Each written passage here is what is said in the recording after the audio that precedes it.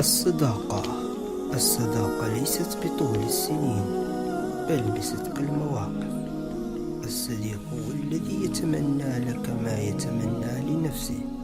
الصديق هو الذي يحبك في الله دون مصلحة مادية أو معنوية. فاحذر مصاحبة الفساق والفجار والمجاهرين بالمعصية بالله. ma rabna hay'adaha degmada degan in markii uu roob da'ay wax qabtaan.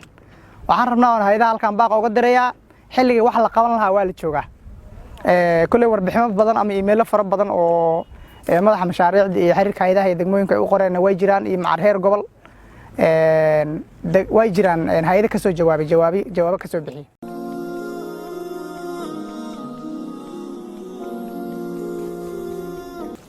عن سيدنا dadka noloshiisa baad qalqal taagan dunida waa ka sabarnimo talana gacantana waa ka baxday ilmihiisii lagu badbaadin lahay taas bas ayaan hadda waxa weey taladeena joogtaa idinka waa maasan آدم انقطع عنه عمله إلا من ثلاث: صدقة جارية أو علم ينتفع به أو ولد صالح يدعو له.